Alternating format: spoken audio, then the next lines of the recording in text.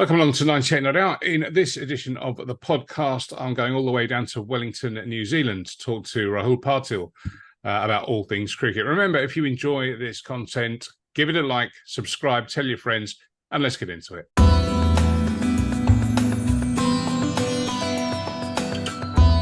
Good morning from England, where it is a sunny Sunday morning, but in Wellington, where Rahul Patil is, spring has sprung on a Sunday evening. Rahul, welcome along. Thanks, Darren. Appreciate it. Yes, we've finally got some good weather coming in. The weekend's been really fantastic. Nice spring weather, 18, 19 degrees, and lots of sunshine. So really looking forward to this summer. Yeah. So we're here to talk about cricket. We're not going to talk about rugby because the All Blacks haven't made a great start to the Rugby World Cup, but we won't talk about that. We're a cricket podcast. So you're in Wellington, but originally, I understand, from Goa in India. So just tell us the story about how young Rahul gets into cricket and then ends up in New Zealand. Yeah, growing up in Goa was great. Goa's one of the only states in India that was ruled by the Portuguese and not the British. And for a much longer time as well. So the British ruled India for about 150 years, whereas the Portuguese ruled us for 450 years. The food is very different in Goa, isn't it? Is vindaloo, does that come from Goa? Is that a Goa dish? Absolutely. So whenever you see a chicken or a prawn vindaloo, it's a Portuguese preparation. There's a couple of others, like I don't know, you don't see them very often, but something called as a kafrial or a kaldi, or all these words, Portuguese preparations. The food is amazing. I mean, if you like your seafood, Goa's like heaven. Absolutely. So yeah, so growing up there, soccer was always the number one sport in Goa. But somehow the moment I picked up a cricket bat, it was always my number one sport. My earliest memories of cricket is watching India win the Champions Trophy down under, World Series of Cricket it used to be called. This was in 1985, and I was 4 years old. And I remember my neighbors dancing in my apartment because we used to have the only color television in the whole of the apartment complex. So yeah. But growing up, cricket was always a big part. Played for school, college, university, but it was mostly all tennis ball cricket for a long time, and then moved on to red ball cricket after that when I was about 15. Mind you, Tendulkar started playing for India when he was 16, so those were my dreams shattered right there when I started playing red ball cricket when I was 15. But no, it was good fun. Wellington was never ever on the cards. Like I grew up in Goa, studied in Goa, worked in Goa, but life has its own twists and turns. So met a lovely Kiwi girl and got married, and then that's what brought me to Wellington because she's a Kiwi. At the time, she was working in London and I was working in Goa, but we kind of decided to settle down here because it's a great place to bring up kids and lots of outdoors. So yeah, we moved to Wellington. Watch cricket all around New Zealand when I came here because one thing that's very different to India is the grounds are more accessible. You can get tickets to games. So, you go to a test match at the Basin and you can just turn up, buy a ticket and get in. And so, yeah, really enjoyed that side of things because I've only watched cricket at one stadium in India till today. And I'm a cricket media journalist now. And I've watched more cricket outside India than I have in India. So, but yeah, I currently work as a relationship manager for a multinational bank, which is ANZ. So through them, got an opportunity to actually go and work in the Cook Islands. So the story around that is that during COVID, we were all working from home and things were getting a little stressful because I was trying to work from home. My wife was trying to work from home. We've got a couple of kids. So yeah, life was a bit tough. But then we kind of said, how do we get out of here? Where is one place in the world that there's no COVID and there's no social distancing and there's no working from home and then there are no masks? And we didn't have to go too far. The Cook Islands, which is 4.5 hour flight from Wellington, had no COVID because it's an island, they shut their borders and bang, that they didn't have any COVID. ANZ had its presence there, and I started looking up for jobs in the Cook Islands. And Next minute, there was a relationship manager opportunity there. Applied for it, got it, and off we went on a plane to the Cook Islands. Um, and that's been probably the biggest turning point of my life, going to the Cook Islands and actually getting the kind of opportunities. I guess a lot of people might be wondering where the Cook Islands are. So they are a Pacific nation, like close to Fiji, Samoa, Tonga, all these countries. Um, they're a collection of 15 islands. The total population of the Cook Islands, all 15 islands together, is 15,000 people. The main island is an island called Rarotonga, and that has got about 8,000 people on it. So that's where the ANZ was based, and that's where I was based. And the funny thing about Raro is because it's so small, everybody knows everybody. So Yeah. if you live there for about 2 months, you know all the people on the island. If you want to go around the island, it takes you about 35 to 40 minutes by car because there's one road that goes around the island and then there are roads that go inside. But it's a very, very tiny place. So yeah, I started working there, and there is one newspaper there called the Cook Island News. And they are the ones who was to write about sport and politics and everything there. But there was no cricket there. And every day when I used to pick up the newspaper, I was to look in the sports section, and there was no cricket covered at all. So that was a bit frustrating for me. So when the T20 World Cup was taking place in the UAE, I bumped into one of the journalists at a pub, and I hit him up and I said, "Are you guys going to cover this or what?" And he said, "Oh, we'd like to, but I don't think we've got any resource to do that." I'm like, "Oh, okay." He said, "But why don't you talk to the editor and ask him?"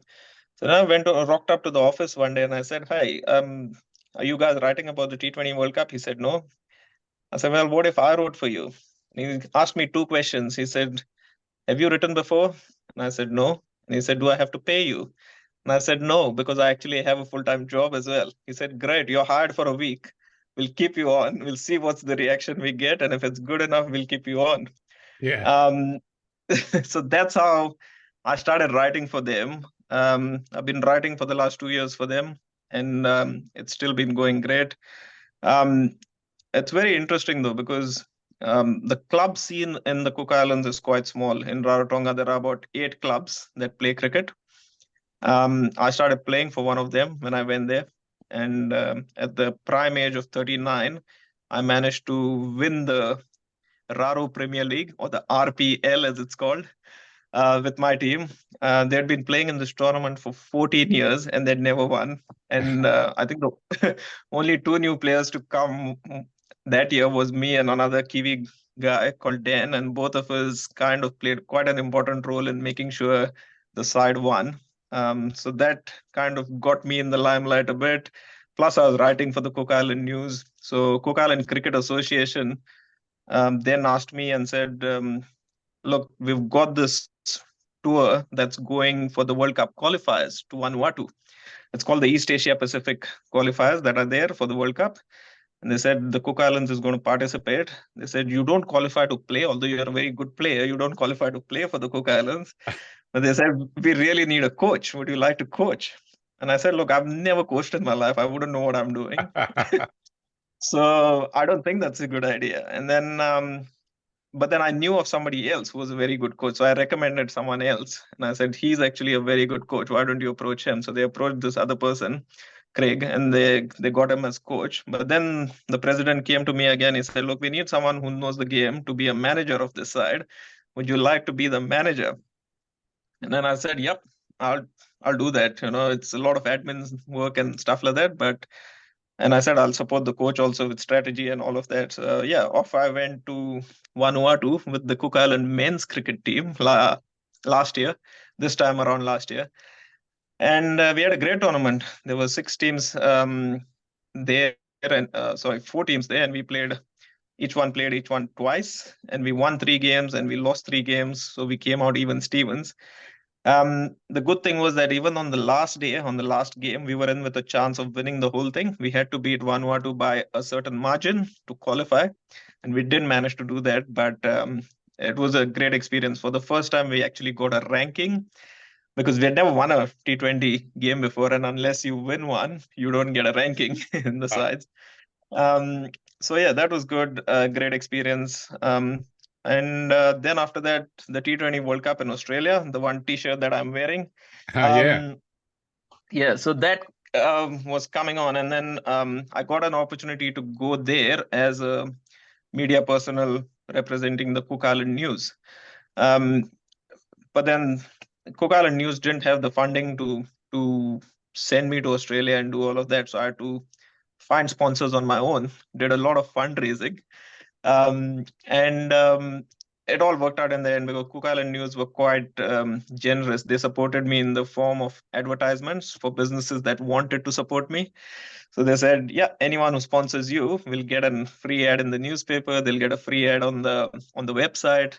So we found a couple of people who would back me. The Cook Island Cricket Association also put in some money towards me, and I managed to go to Australia.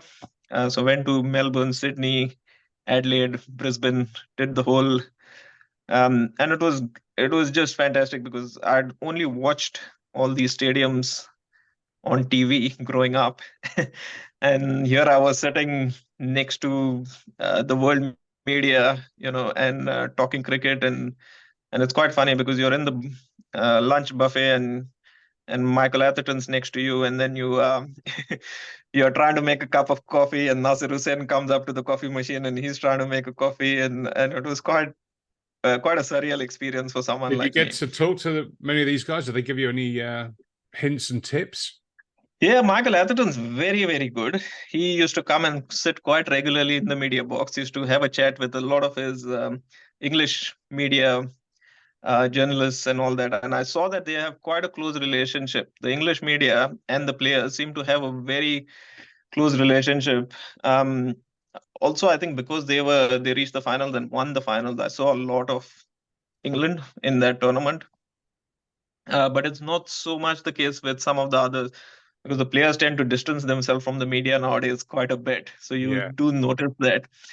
But no, again, I met Michael Atherton again when he came down for the England tour of New Zealand recently. So no, and he's great. I mean, I for someone from India, because cricketers are so revered Like gods. and yeah, and demigods. For someone like him to be sitting next to me in a media box was just quite a humbling experience. So yeah, it's quite fascinating.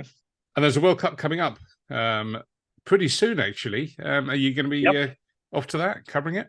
absolutely. So they say once you get the bug of going to all these world events, then you Yeah. keep doing it. So I moved back from the Cook Islands to Wellington now. We were there for 2 years. So I've come back, but I still write for the Cook Island News. I also started writing for a New Zealand website called Sports Freak, which has got a subscription about 7 or 8 thousand readers. And I also do a bit of radio work. So there's an Indian radio station in Auckland called Radio Tirana, and I do a little bit of Hindi analysis for them on air whenever there's a world tournament going on. I'm also going to be working this time, and I'm really excited about it, is with one of New Zealand's top radio broadcasters. His name is Martin Devlin, and I'm going to be working with him. He does a show on um, on an online streaming platform, and the show is actually called The Platform. And yeah, it's a daily show that he does, a sports show from 1 o'clock to 4 o'clock, and I'm going to be on air with him. So yeah, also in talks with a couple of other people currently with writing gigs. So yeah, we'll see. By the time the World Cup comes along, I'll be on my way. So yeah. And what are your tips for this World Cup? Who's going to win it? Who's going to go further than expected? Uh, I think when you talk of white ball cricket, England's always a fantastic side to back. I just think the revolution they've had in white ball cricket, especially, and just the attitude that they play with nowadays, they're going to win more often than lose. So yeah, England's a great bet. I think in a turn, I love this format because each team plays each team, rather than having the groups and stuff like that. You play every team plays every other team, and I kind of liken it to the fact that when you boil milk, the cream settles to the top, and I think this format actually helps that. So over a long period when each team plays each, the top four will rise to the top, and I think England's definitely one of them. Pakistan are looking really, really good. They've got a fantastic bowling attack, covers all bases. So I think they are a good one to back. India hosts, so you never count the hosts out. If you see the history of the World Cup since 2015, 2011 actually, the hosts have always won. So India won in 11, Australia won in 15, England won in 19. So you're going to have the hosts. Number four, I'd love for the Black Caps to be one of the sides. Um, because they are my I don't know, I find it hard to say it nowadays, but they are my second favorite team. They're Yeah. fast becoming Understand that. my most favorite team. But yeah, no, I hope that the fourth team or the Black Caps, but Australia's got a strong side always. Yeah, I think those 4 or 5 teams are really going to be there. Yeah. The Black Caps are here in England at the moment, in the middle of a white ball series, and it's produced some Yeah, really entertaining cricket. yeah, What about? I'll tell you. This is in England. You talk cricket with anyone, and the same thing comes up: the 100. Now it's just finished over here. It's been going for 3 years. It's very divisive amongst cricket fans in the UK. Some people, the guys that are new to the game, love it, but traditionalists hate it. How is it perceived in places like Wellington or elsewhere? What do you think of this thing? yeah. It's a tough one, isn't it? I mean, I talk to a wide spectrum of people because of the kind of work that I do, but the purists don't like T20 cricket, let alone the 100. Yeah, that's true. Yeah, so we've got a very, very strong traditional following of the game who love the Test cricket. Um, the problem we have in New Zealand is we always get 2 Test match series, and the generation that loves Test cricket do not love the fact that we get only 2 tests, and Yeah. then there's all white ball stuff. So there's this kind of anger inside people wherein they think the white ball stuff is actually coming in the way of the red ball stuff, and that doesn't help. I guess somewhere people need to understand that the white ball stuff is what is keeping the game alive today, and it's just the fact of the commercial side of things, which is important. Um, the youngsters love it though. I know young people really love T20 cricket. It's no brainer when you see stadiums being filled in for T20 games out here as well. So even when the local derby happens, the Super Smash as we call it, That's right. when the Wellington Firebirds when they play and I go to the basin, it's quite a spectacle because a lot of people do come to watch, but nobody comes to watch red ball cricket, and that's just the plain fact of it. So Yeah. yeah, I think in England, Test matches are sold out all the time. But I think you watch coverage of Test matches from elsewhere in the world, and it seems to be, you look at the stadiums, and very rarely are they sold out or even half full. So yeah, as you say, the lifeblood may be having to be put on a life support system from T20 cricket, and yeah, we'll see where this 100 experiment is going to go. There's talk of it being modified, or even some people are saying it will end. But white ball cricket, as you say, is what's bringing the bucks in and getting the audience in. And without that, yeah. I don't think there's going to be, the red ball cricket, whether it's at club or county level or international level, is going to have a tough time. I think the other part, Darren, is also the broadcaster, and they want a certain number of white ball cricket games when they sign their broadcast deals. So they also don't see a lot of value because then advertisers are not coming on board when you're showing a test match because they feel that over a course of 5 days, nobody's got the time or the patience to sit and watch a 5 day game. So their numbers, also a T20 game is normally played on prime time. So that means when people are at home and can actually sit down and watch a game, Yeah, and that's all designed towards that. So you can understand why, but it is a shame. I mean, hopefully we can find a way for them to coexist and there be lots of red ball cricket because we all love Test cricket, don't we? that's right. That's right. So Yeah. what next for the Yeah. Cook Islands? The Cook Islands just played in a Women's World Cup qualifier as well, and things didn't go very as well as the men did. We played about 6 games there, and we finally won our last game. We lost 5, so the women I'm not going to Bangladesh for the global qualifier. But next on the cards for the Cook Islands is Pacific Nations tournament, which is going to be held in Auckland, which we call as the Pacific Cup. The women will take part in that. New Zealand cricket also are putting a lot of onus on Maori cricket in New Zealand, so they're getting the indigenous cricketers of indigenous origins to form a proper team and play. So the Cook Island plays a lot of games against these people. And then we've got the World Cup qualifier next year as well, which will be for 2026. That's coming up next year. So yeah, we'll be playing in that and hoping to go one better this time and actually qualifying from the region. So fantastic. Well, now you're officially part of the 98 Not Out family. We'll be looking forward to getting some feedback from the World Cup and getting some video diaries from you about what's going on. So we'll tell our listeners and viewers to keep them peeled, because Rahul will be helping us out. And many thanks for joining us. And you go and get to bed, because it's getting on. It's 10:20 over there in Wellington. I'm going to go and try and find somewhere that can get me a prawn vindaloo. It's only 10:30 in the morning, but I'm now so hungry.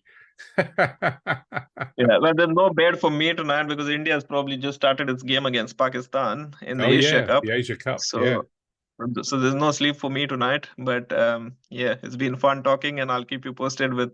I'll be following the Black Caps, so that's going to be my focus when I go to India. So yeah, I am going to be in Ahmedabad for that first tournament opener between England and New Zealand, and hopefully in front of 120,000 people. So yeah, really looking forward to that. But thanks for having me. Yeah, no, tag us on Twitter, and yeah, we'll build it from there. Rahul, brilliant to talk to you. Really nice to meet you, and all the best. Thanks, Mike. Cheers. Appreciate it.